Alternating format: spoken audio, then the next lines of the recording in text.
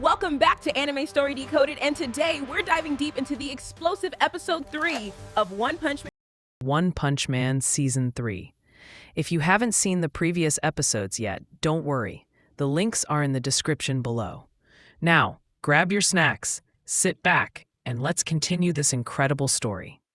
The episode begins with Zombieman, who's still investigating the mysterious House of Evolution.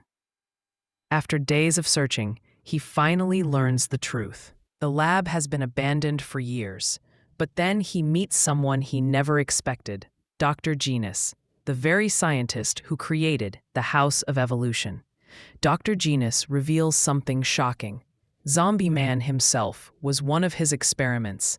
In fact, the only successful subject from his immortality research. 10 years ago, he escaped the lab, destroyed everything, and started a new life as a hero. But today, he wants answers. Angrily, he pulls out his axe and demands, "Why did you shut down the House of Evolution?" Genus looks at him calmly and says, "My research was meaningless because I saw a power that made everything I ever did look small." He's talking about Saitama. Genus explains that every living being has a limiter, a natural boundary that controls how strong they can become. If someone surpasses it, their mind collapses and they turn into a monster. That's why God placed a limiter in every creature. No one is supposed to break it. But Saitama, he's different. He pushed himself so far beyond his limits that he shattered the limiter completely, and in doing so, he became unstoppable. Meanwhile, we shift to Garou, locked in a brutal battle against King Ripper and Insect God. The animation here is stunning. Fists flying, sparks flashing, and Garou taking hit after hit. Insect God punches him straight into electric wires, shocking him badly. But Garou rises again, eyes burning with rage. He's not done yet. Back in the lab, Dr. Genus continues. Removing the limiter has consequences. Saitama paid a heavy price. He lost all his hair and even his sense of joy. Zombieman smirks. To him, it sounds ridiculous. He's seen countless monsters stronger than this so-called hero. But Genus explains further. Not all monsters break their limiter. Some are born from pollution, experiments, or mutations. They change species, but their limiter remains. They're powerful, yes, but not limitless. Heroes, too, have great power. Some born talented, others trained hard. But Saitama was an ordinary man. No powers, no talent, just endless effort.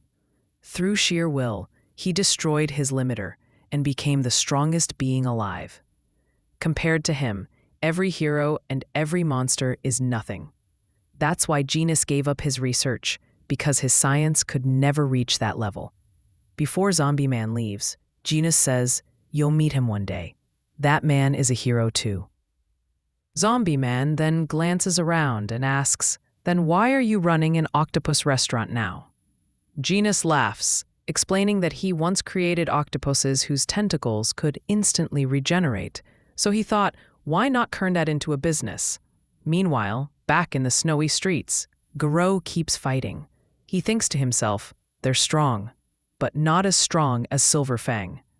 Insect God can't believe a human could survive this long. Ripper grins and says, "Enough games. The real fight starts now." Garou dodges and counters. "I've seen all your moves. Now you can't even touch me."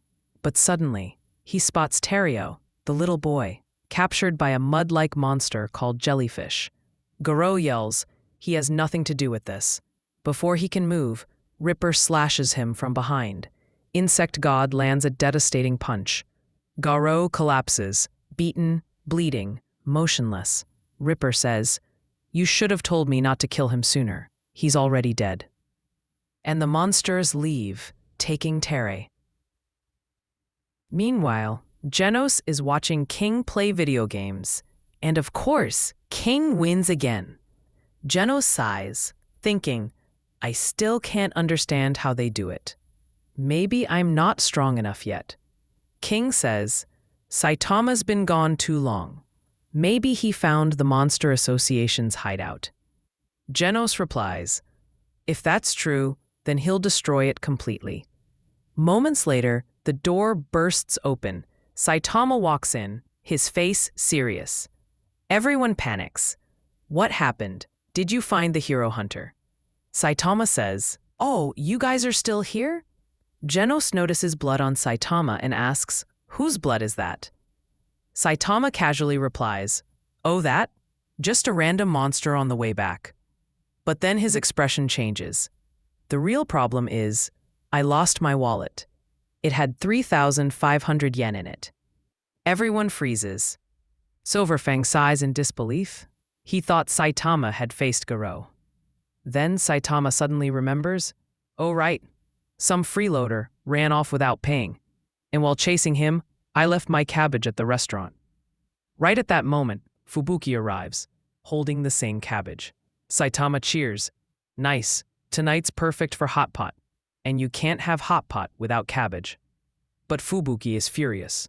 Saitama had left her to pay the bill again. Genus wonders, why does she keep coming back? Maybe she wants to be Saitama's student. Suddenly, Genus's internal alarm goes off.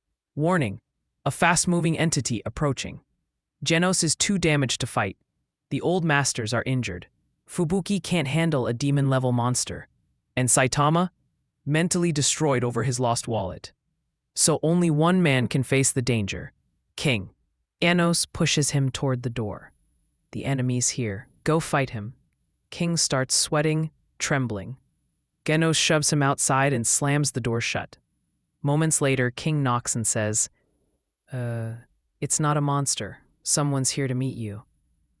It's Dr. Kuseno, who tracked Genus' distress signal and came to check if he's okay. This is his first time meeting Saitama. Saitama looks at him and says, "Take off your shoes before you come in." Kuseno explains that he used to be a mechanical engineer, now working alongside Genus. While he talks, Saitama interrupts, "So did you come to take him back? The place is getting crowded." Kuseno laughs. "No, I came with a gift." He opens a box, revealing premium meat. Saitama's eyes sparkle. "You're always welcome here." Fubuki watches in disbelief. "So that's all it takes to impress him?" Saitama grins. "This meat's going in the hot pot tonight. All right, everyone, go home. This isn't a hotel." Meanwhile, deep inside the Monster Association, Ripper and Insect God report to Gyoro.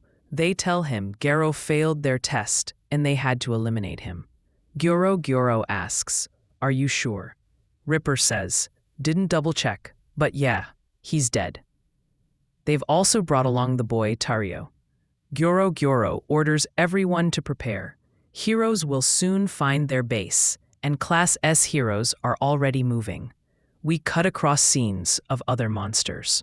Phoenix Man dreaming of becoming the next Monster King, Do-S commanding her slaves to kill at least one hero each, and the cat monster, waiting eagerly for Puri prisoner. Ripper locks Tario in a cell, where another boy, Wagama, is already imprisoned. He's the rich man's son the heroes are searching for. Wagama says confidently, "The heroes will save us. Class S heroes are unbeatable. Metal Bat, Tornado, Blast, even King." Jellyfish laughs. "You're wrong. The Monster Association was made to destroy them. Our top monsters are dragon level, gods among men. Even King can't defeat them." And then we see it. In the shadows, Garou's eyes open. He's still alive. The screen fades to black. And that's where episode 3 ends. So, what did you think of this episode? Next time, the heroes will launch their attack on the Monster Association. And you don't want to miss it. If you enjoyed the video, make sure to like, share, and comment your thoughts below. And if you're new to the channel, subscribe to Anime Story Decoded and hit that bell icon so you don't miss the next episode breakdown. I'll see you soon in the next video. Thanks for watching.